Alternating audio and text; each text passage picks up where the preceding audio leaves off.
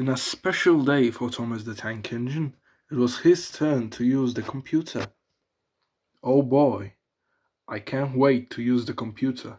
So Thomas did as he said. I am going to use the computer.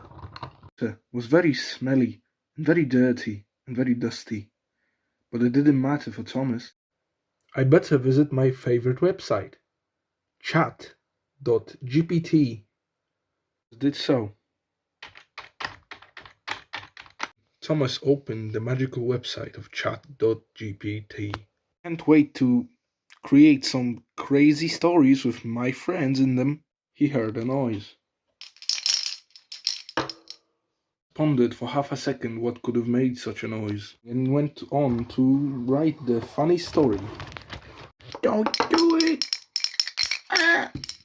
In fear, as in front of him stood 3 magical engines. 3, 4, and Fiery Flynn. What do you want?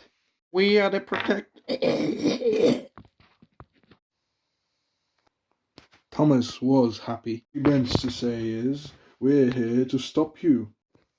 Why? If someone uses this website, something bad happens on the railway, and we cannot allow that. Great. I don't care. This is the story that Thomas wrote on the magical website.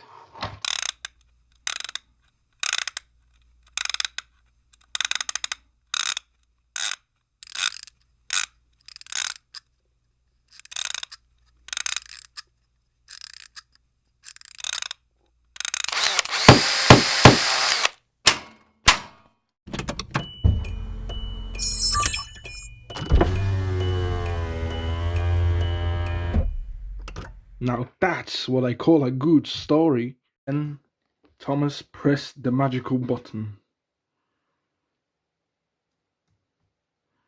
And the magical website started generating a magical story.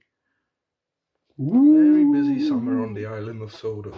2 engines, Edward and Toby, were standing at the station, chatting to one another.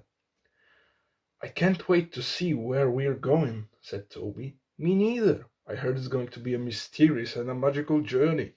Sounds like fun. Let's get going. And the 2 engines started chugging down the tracks, not knowing where their journey will take them.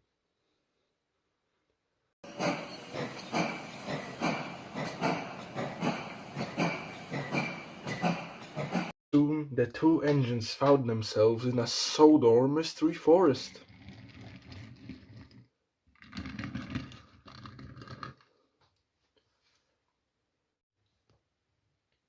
Wow, this place is amazing, said Toby. I've never seen anything like it, said Edward. Suddenly, the 2 engines heard a loud rumbling sound coming from behind the trees.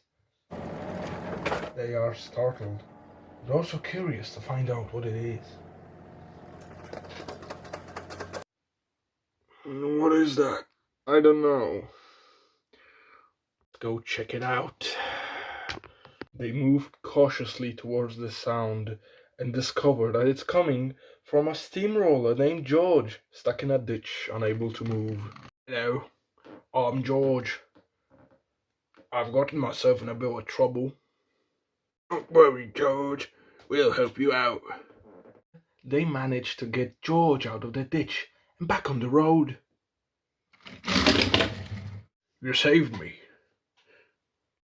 No problem, George. That's what friends are for. To stop engines from crashing. Later then, Toby, Edward and George arrive at a beautiful lake. The water is crystal clear and the sun is shining bright. This is beautiful. I could stay here forever, said Toby. Me too, but we must continue on our journey. Wait, I have an idea. Why don't we just have a race across the lake? That's a great idea, said Toby. I'm in, claimed Edward. The race began. Wait a minute, I can't keep up.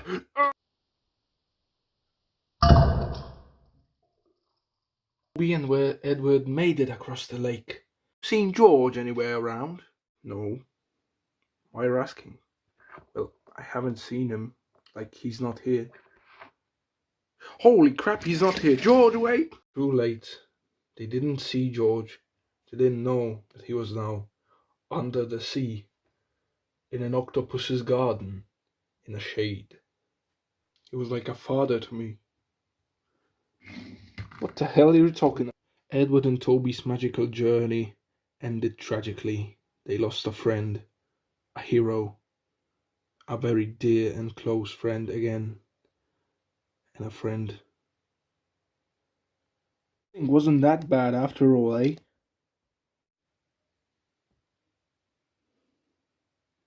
I'm Fiery Flint.